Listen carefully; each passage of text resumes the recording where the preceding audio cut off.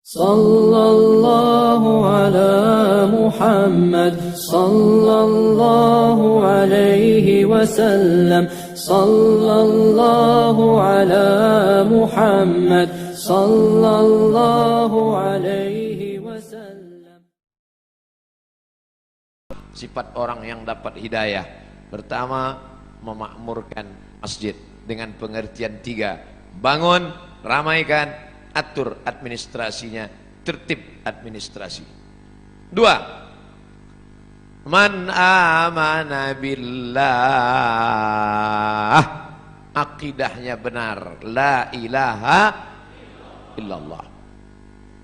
Kenapa didulukan bangun masjid baru beriman kepada Allah? Karena ternyata ada orang yang bangun masjid tapi tidak beriman kepada Allah. Ini Ustaz Somad ngawur. Mana ada orang bangun masjid tak beriman? Ada. Masjid apa? Masjid untuk kampanye. Kata pepatah Melayu, kalau tak ada berada, takkan tempua bersarang rendah. Burung tempua sarangnya di atas pokok kelapa, tapi kalau sudah padi menguning, dia akan turun ke bawah. Dan itu terjadi di zaman sekarang. Padi menguning itu berapa lama? 5 tahun sekali.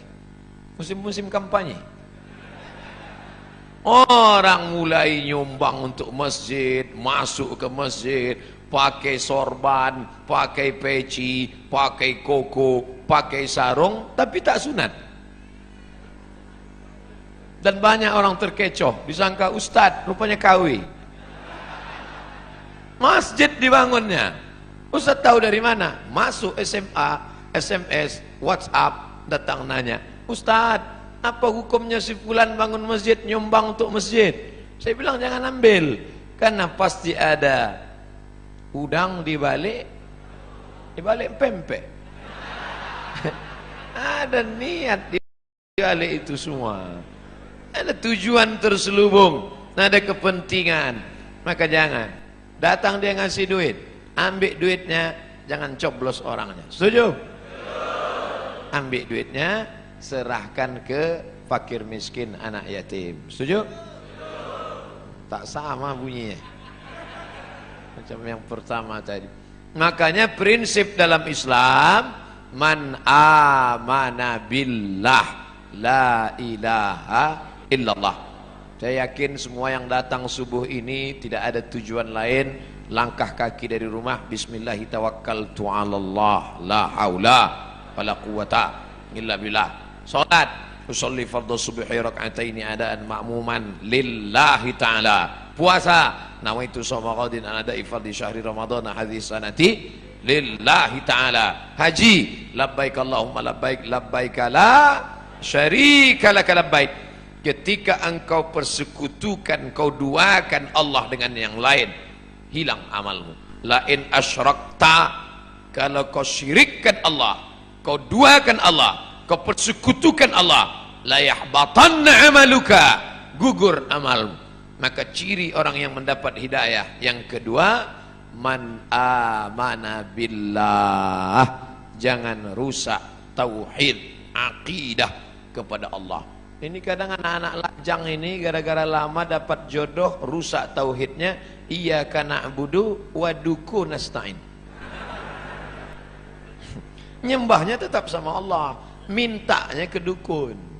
Kata dukun, kalau kau mau cepat dapat jodoh, ambil 7 bunga. Bunga melati, bunga mawar, bunga ros, bunga kantil, bunga tai ayam. Nanti di blender. Nah, udah di blender, kau minumlah. Setelah minum nanti bangkit aura merah. Begitu diminum, merah muka. Rupanya radiasi.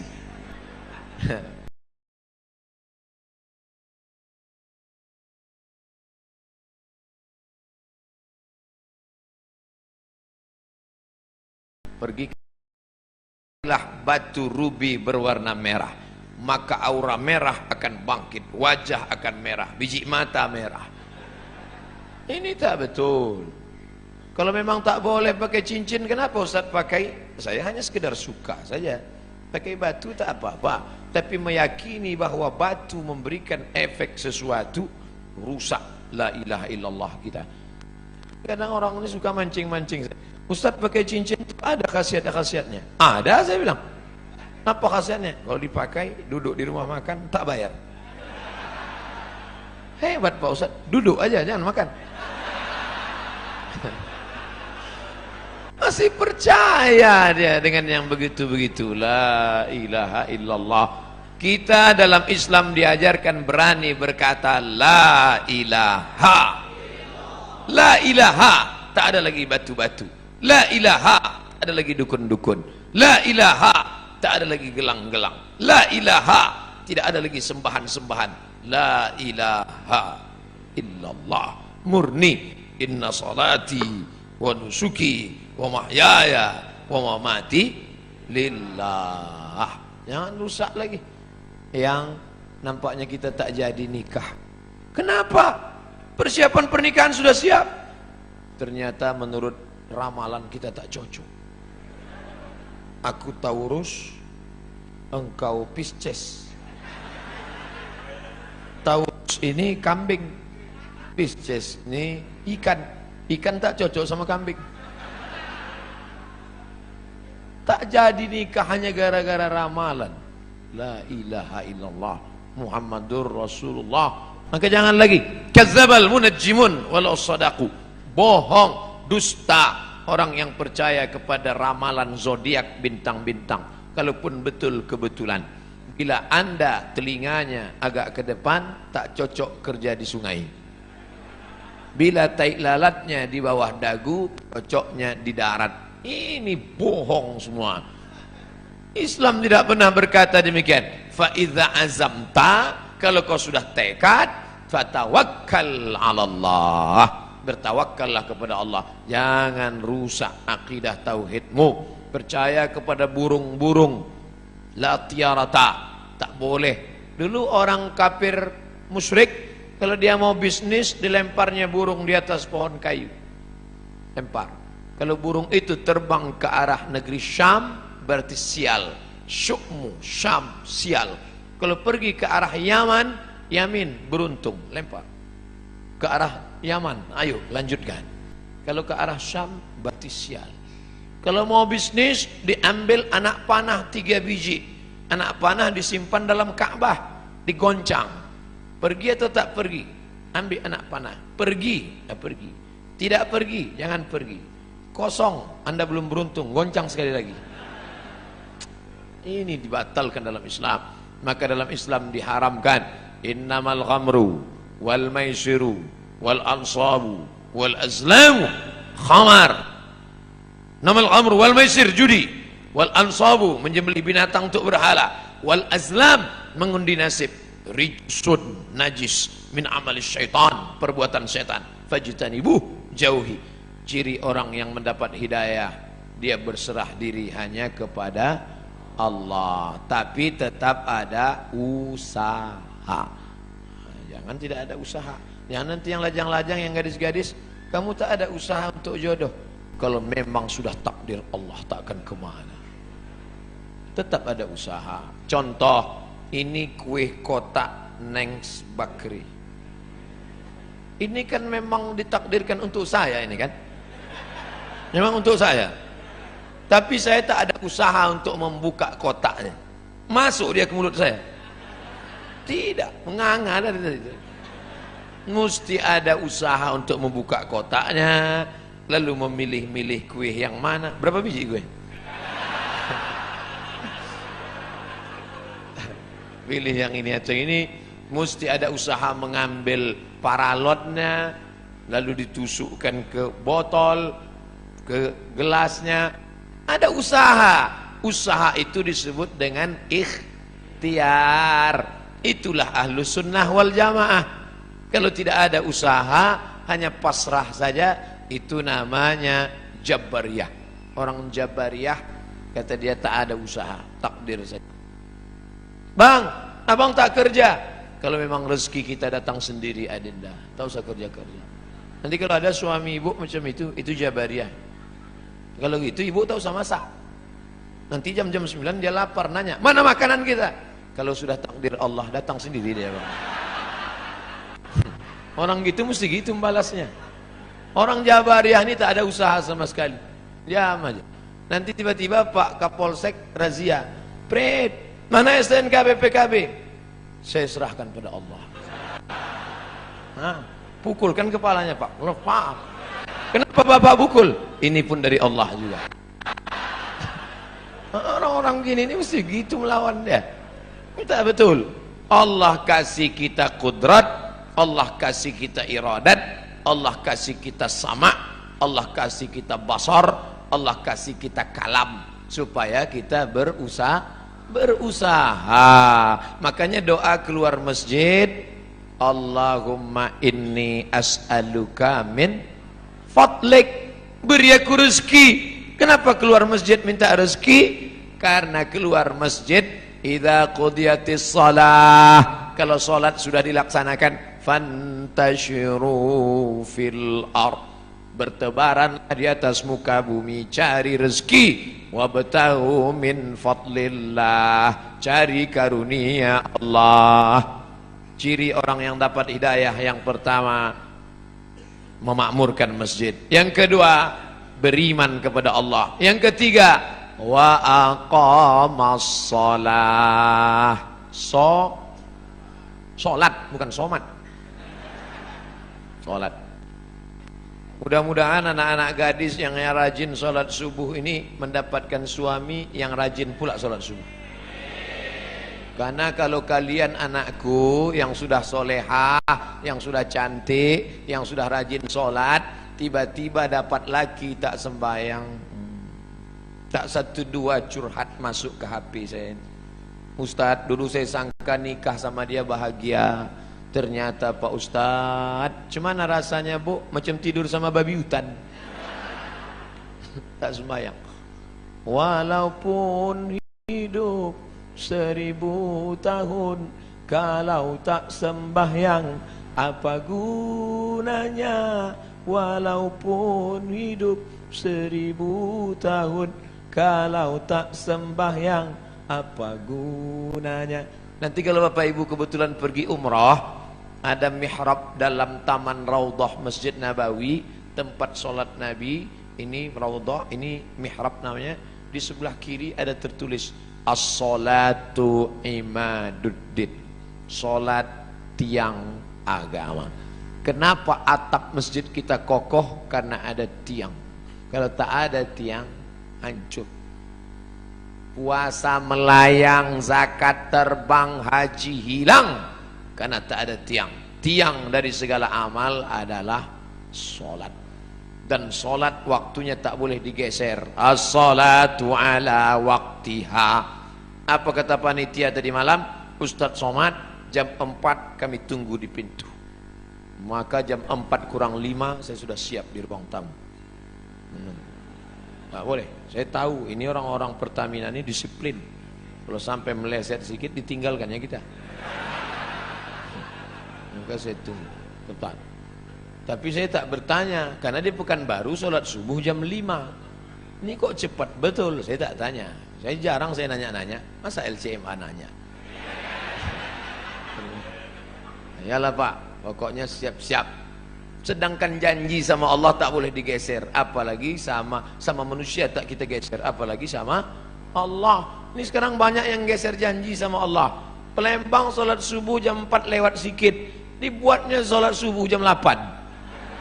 Bangun jam 8, tutup pintu, rapatkan gorden, matikan lampu. Sholli fardhus subhi. Allah.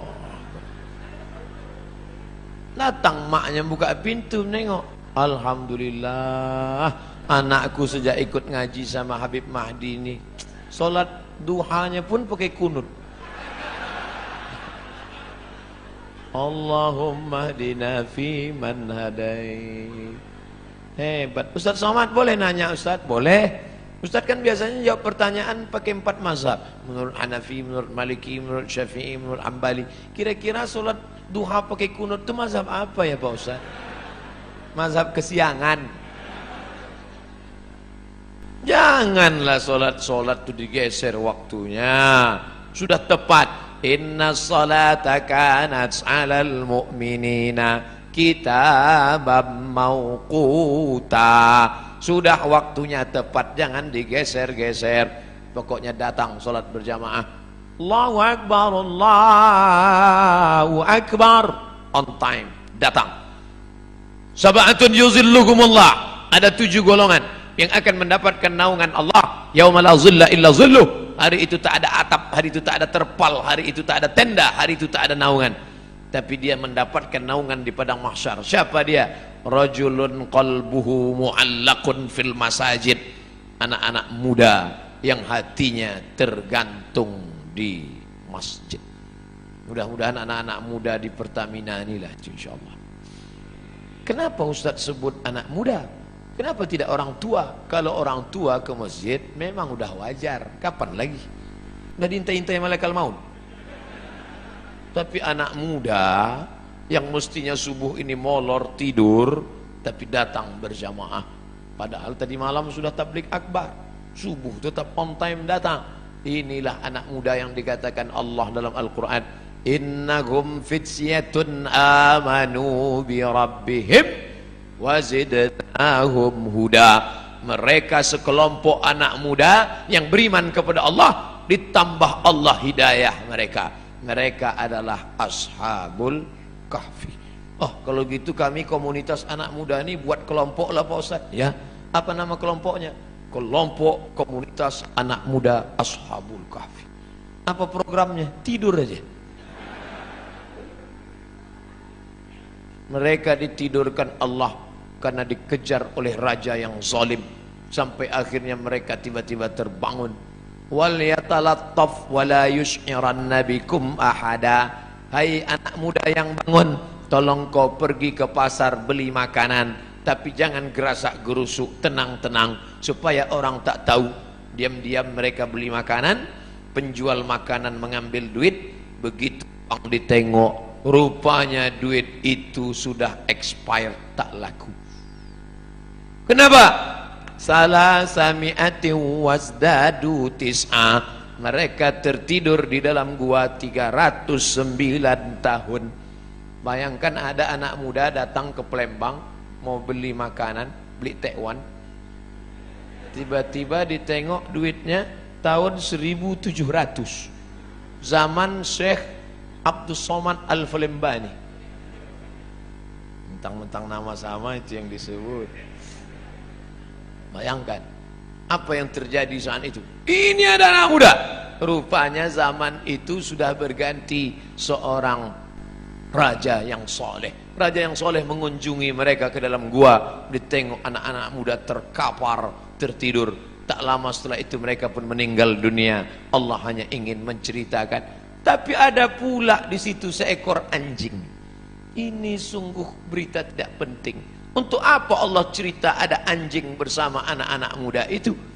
Ternyata Allah mau ceritakan, walaupun seekor anjing kalau berkhidmah untuk orang soleh, tetap juga disebutkan Allah dalam Al-Quran.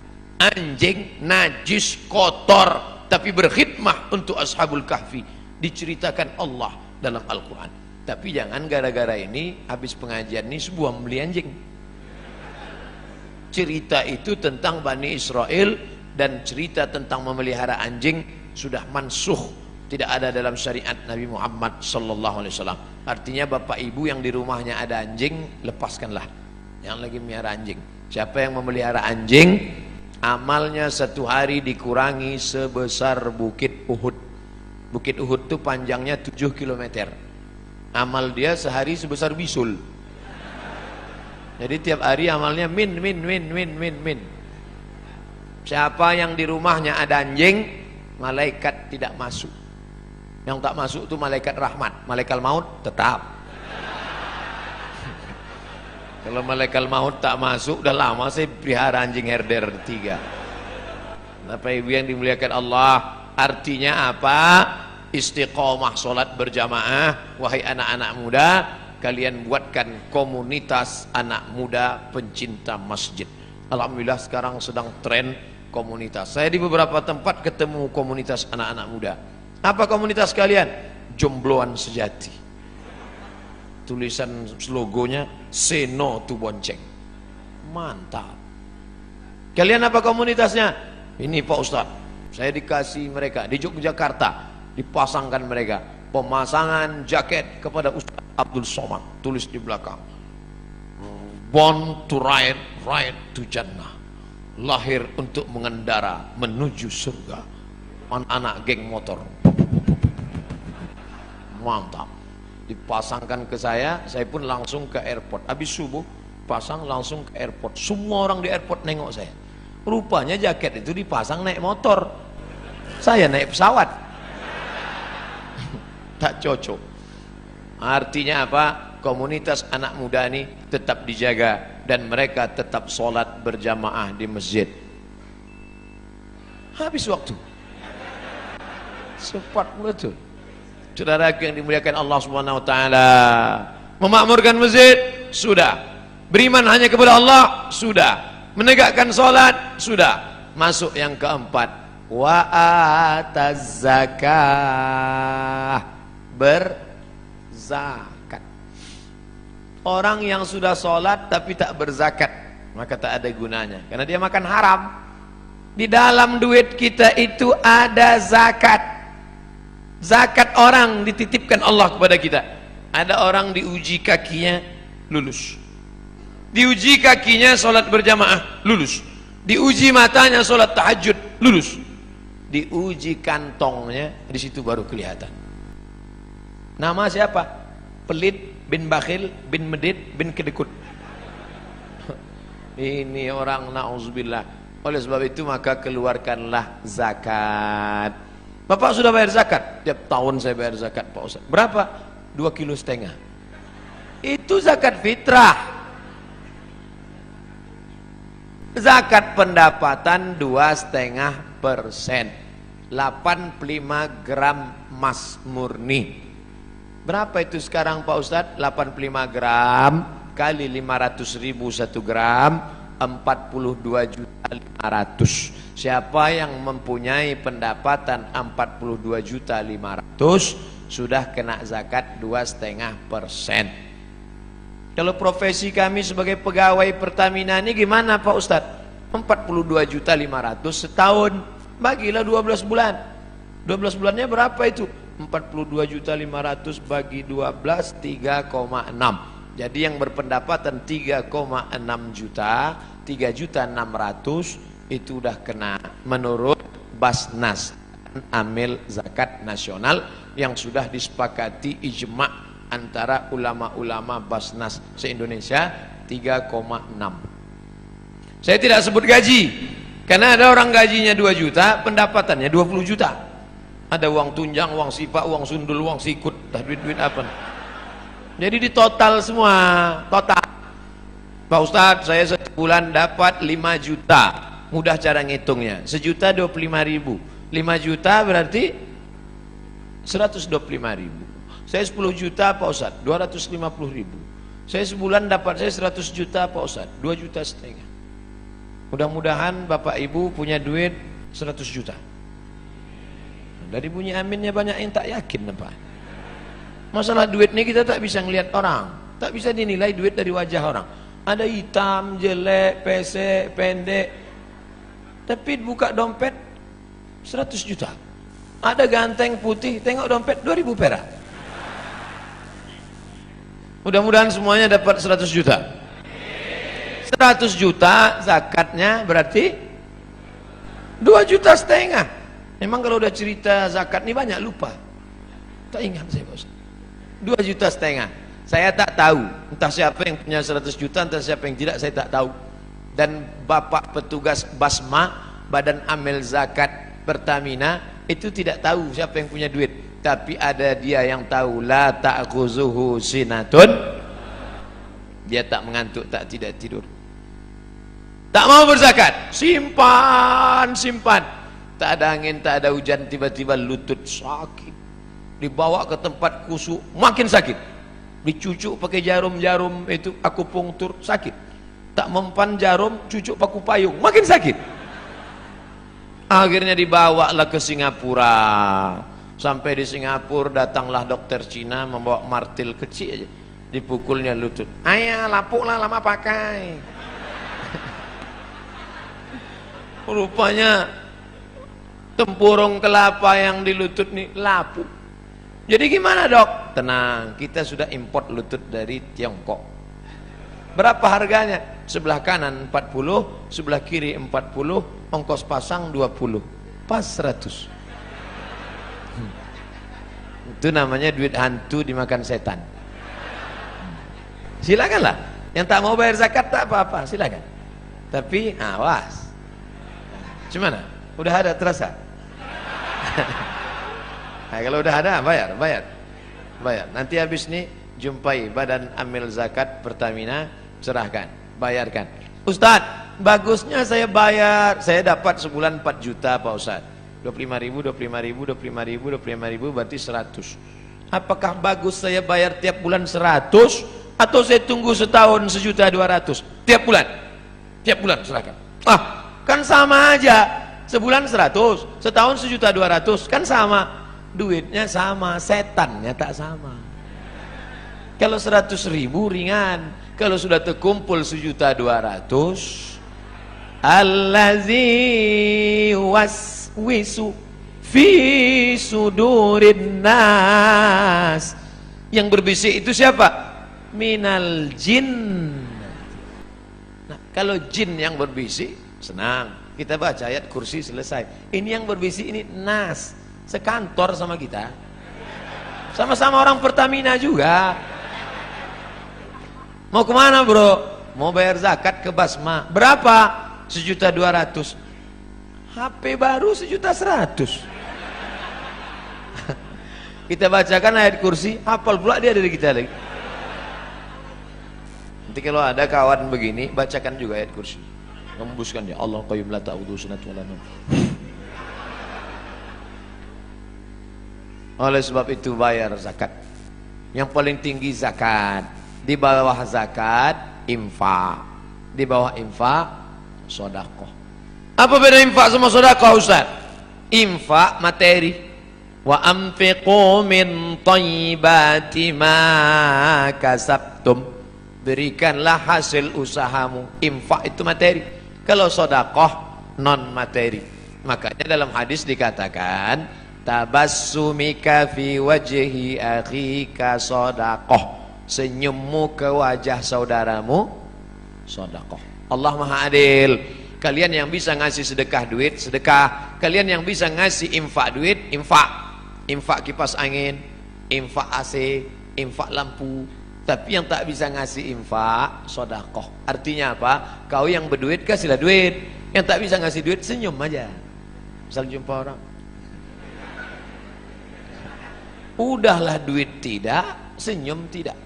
Asal jumpa muka macam jeruk purut dipijak gajah. Oleh sebab itu bagi, makanya yang paling tepat untuk kotak masjid itu adalah kotak infak. Jangan buat kotak sedekah, kotak infak biar dia ngasih duit. Kalau kotak sedekah, itulah senyum aja deh.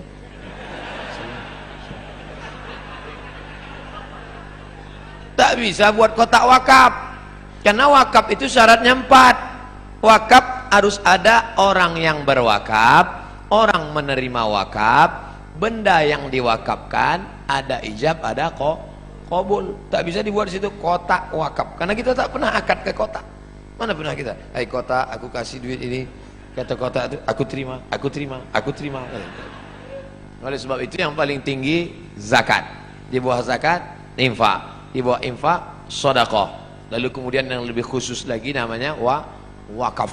Bapak ibu yang ada tanah, wakafkanlah.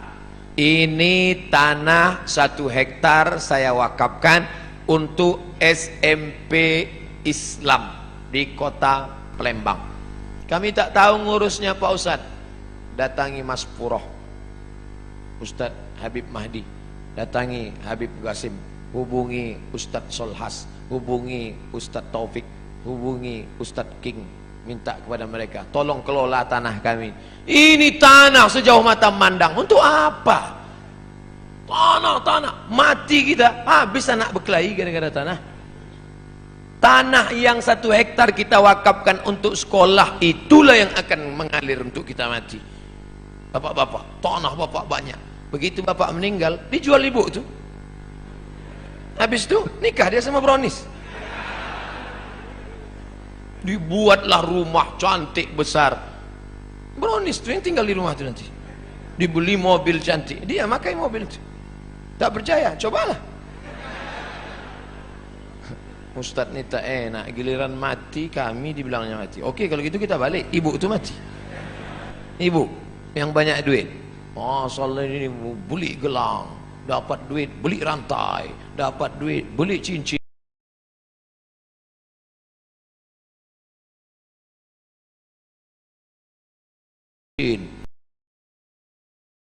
Untuk apa? Bini muda dia lah. Saya bukan maksa sedekah ini, enggak. Ya, kalian laki-laki yang tak mau bersedekah, simpan aja duit itu, simpanlah. Diambil laki mereka nanti. Kalian ibu-ibu yang tak mau bersedekah, silakan diambil mereka untuk modal kawin lagi. Yang kalian sedekahkan, itulah yang akan mengalir menjadi amal jariyah. Siapa itu orang yang mendapat hidayah? Man innama ya'muru masajidallah. Sudah. Man amana billah. Sudah. Rupanya Ustadz Somad selip membaca ayatnya. Jamaah pula segan mengingatkan, padahal ayatnya ada di atas. Itu dia. Innama ya'muru masajidallah man amana billah wal yaumil akhir. Dunia ini akan berakhir. Kita ini macam bunga, kuntum, mekar, harum, wangi, layu, mati. Ada bunga yang tak layu-layu Pak Ustaz? Mana? Bunga kaca. Ini bunga mati. Kita bukan benda mati. Yang dulu ulama-ulama besar, raja-raja utama, Sultan Mahmud Badaruddin, mana dia sekarang? Meninggal dunia. Tapi orang bangga menyebut dia. Kenapa? Karena dia pro kepada Islam. Syekh Abdul Somad Al-Falimbani, mana dia sekarang? Meninggal.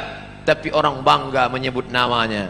Sampai sekarang di Riau, di Kabupaten Pelalawan, bukunya masih tetap dibaca. Nama kitabnya Sayrus Salikin.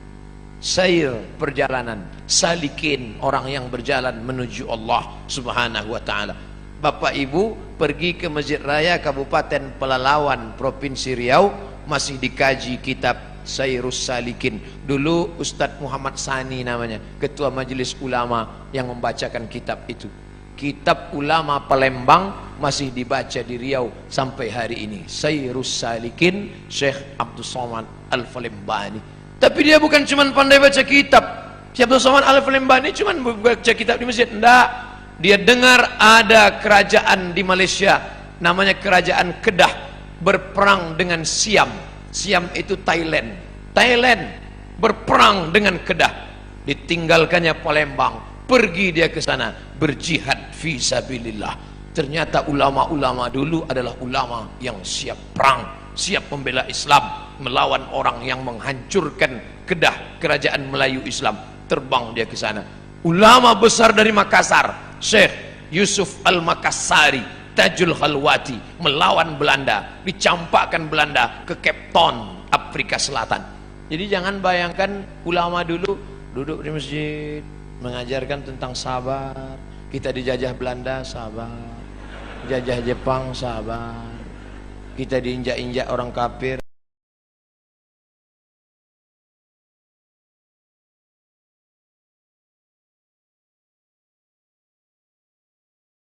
dikatakan radikal, dikatakan keras, dikatakan teroris. Ini orang tidak mengerti sejarah. Di Ponegoro, Sultan Badaruddin, Mahmud Badaruddin, Sultan Syarif Qasim, Sultan Nuku dari Tidore, itu dulu adalah penjahat-penjahat di mata Belanda. Siapa yang memperjuangkan Islam pasti akan punya musuh-musuh. Betul? Yang tak punya musuh adalah orang munafik yang kemana-mana merasa berteman. Jumpa Abu Lahab, teman. Wa idza khalau ila syayatinihim, kalau mereka berjumpa dengan setan-setan mereka, qalu, mereka berkata, inna ma'akum, kami dengan geng kalian setan. Kalau jumpa dengan orang beriman, kami dengan kalian. Jumpa dengan setan, kami dengan kalian. Bermuka dua, muzabzabina baina dzalik, la ilaha ula wa la ilaha ula. Tidak kemari, tidak ke sini. Ini Ustaz Somad, ini Ustaz keras. Dah, saya suara aja yang keras, hati lembut. Saudara yang dimuliakan Allah Subhanahu wa taala, siapa itu orang yang dapat hidayah? Allah memakmurkan masjid. Man amana billah, la ilaha illallah, tauhidnya bagus, wal yaumil akhir, percaya kepada dunia akan berakhir, kita akan mati, tinggal semua ini semua yang akan dibawa iman dan amal soleh. Wa aqamas shalah, rajin istiqomah salat. Wa ataz zakah, membayar zakat. Yang terakhir, yang keenam, walam yakhsha illallah, takutnya sudah hilang, tak lagi ada takut dalam hatinya, karena takutnya sudah habis hanya kepada Allah. Orang yang korupsi, kalau ditanya lagi, Bapak korupsi itu kenapa? Takut nanti pensiun tak punya rumah, tak punya mobil, tak punya kebun sawit, tak punya kebun karet, tak punya kos-kosan, takut anak tak bisa kuliah, takut dunia membuatkan orang menghalalkan yang diharamkan Allah. Makanya ditulis di sini besar-besar, walam yakhsha illallah. Itu dia, walam yakhsha illallah. Sengaja pas di atas saya ini dibuat, walam yakhsha illallah. Oh, jadi itu tulisannya Pak Ustaz. Itulah tulisannya. Kami sangka semen-semen aja nih Pak Ustaz. Sengaja ini kaligrafi yang dipilih supaya apa? Supaya semua orang Pertamina di sini tahu bahwa dia mengukur dirinya. Aku ini termasuk orang yang sudah dapat hidayah atau tidak. Alhamdulillah Ustaz. Setelah Ustaz jelaskan 6 sifat ini ada dalam diri kami. Alhamdulillah. Satu pun tak ada, na'udzubillah. Baru ada 3, tambah lagi. Kami tak berdaya, la haula wala quwata illa billah. Jangan takut menghadapi hidup, walam yakhsha illallah. Makanya ibu-ibu itu paling kuat dia. Meninggal suaminya, anaknya ada 3, tak ada dia takut. Tak menangis dia waktu suaminya meninggal. Ibu tak nangis, tak takut masa depan. Tidak Pak Ustaz. Kenapa? Banyak harta warisannya. Tak nangis ibu, tidak. Kenapa tak nangis? Udah lama aku tunggu. Bapak ibu yang dimuliakan Allah, siapa yang tak ada rasa takut dalam hati? Kita tetap takut. Yang membuang takut itu Allah. Ala inna awliya Allah. Kalau sudah kalian dekatkan diri kepada Allah, bagaimana sifat orang itu? La khaufun alaihim walahum yahzanun. Dicabut Allah takut, dicabut Allah sedih. Itulah yang merusak hati orang modern. Takut, sedih, penyakit stres, depresi, jantung koroner, diabetes meletus, asam urat naik gara-gara terlampau takut, sedih. Apa beda takut sama sedih? Sedih terhadap masa lalu, takut terhadap masa depan. Yang kuliah takut tak selesai S1. Yang sudah S1 takut tak kerja. Yang udah kerja takut di PHK. Yang udah kerja takut tak bisa nikah. Yang udah nikah takut tak punya anak. Yang udah punya anak takut tak bisa nikah sekali lagi. Istri pertamanya meninggal, ibu mau marah. Takut terhadap masa depan. Maka menghilangkan takut itu dengan apa? Falyabudu rabb hadzal bait. Banyak-banyak engkau beribadah di rumah Allah ini. Kalau engkau banyak beribadah, Allah janjikan 2. Apa dia? At'amahum min ju'. Kalau kau lapar dikasihnya makan. Wa amanahum min khauf. Kalau kau takut dikasihnya aman. Ibu-ibu yang merasa takut banyak-banyak beribadah. Kalau kau lapar dikasihnya makan. Saya nggak percaya Pak Ustaz, saya lapar udah beribadah kenapa tak ada? Tengok, langsung dapat kue kotak. Dan kabar gembira, setelah ini akan ada sarapan bersama di rumah masing-masing. Panitia udah cemas udah tadi. Ini gawat Ustaz. Kaji kita kan tentang takut. Jangan takut. Insya Allah saya tak salah cakap. Jadi kalau ada terasa takut adik-adik, nanti KKN tiba-tiba ditempatkan di suatu desa, disuruh ngasih kata sambutan, takut menggeletar. Assalamualaikum. Apa kalian takut? Yang kuhadapi ini manusia, aku manusia. Pak Kades, Pak Kapolsek, Pak Dandim, Pak Dan Ramil, Pak Kapolda, Pak Kapolri, ini semua manusia. Sampaikan, manusia yang kuhadapi, sama-sama manusia. Bismillahirrahmanirrahim. La haula, hilangkan takut. Tapi dalam hati aja, jangan pula dicakapkan ke depan mereka. Hai kades-kades, kalian manusia semua. Aku mau, jangan begitu. Cukup dalam hati kita saja. Jangan aku, jangan sombong. Takut, ngeri, cemas, di mana letaknya? Di jantung. Ala fil jasadi mudghah, ketahuilah di dalam dirimu itu ada segumpal. Idza salahat salahal jasadu kulluh. Kalau di jantung itu baik, yang lain ikut baik. Kalau sudah jantung bermasalah, maka yang lain ikut bermasalah. Makanya Bapak Ibu dengar kabar Syanu meninggal mendadak kemarin. Kenapa? Sakit jantung. Pernah tak dengar? Syanu meninggal kenapa? Kena kurap jantung. Maka jantung itu mesti dinormalkan. Dengan cara apa? Ala bidzikrillahi tatmainnul qulub. Banyak-banyak berzikir mengingat Allah, maka jantung akan normal. Kalau terasa jantung tak normal, letaknya di dada sebelah kiri. Coba raba pegang. Yang dipegang dada kita, jangan dada kawan. Normalnya. Orang yang tak normal tuh maka banyak-banyak zikir. La ilaha illallah, la ilaha illallah. Maka goyang kepalanya itu ke kiri. La ilaha illallah. Sini. La ilaha illallah, la ilaha. Ini banyak orang yang zikir goyang kepala. Tanya, kau kenapa goyang? Entah, tengok orang goyang, aku goyang pula. La ilaha illallah. Allah, Allah, Allah, Allah, Allah, Allah, Allah, Allah, Allah, Allah, Allah, Allah, Allah, sampai mati. Karena nanti yang terakhir keluar dari mulut kita, la ilaha illallah. لا إله إلا الله محمد رسول الله عليه صلاة الله وآله والأحب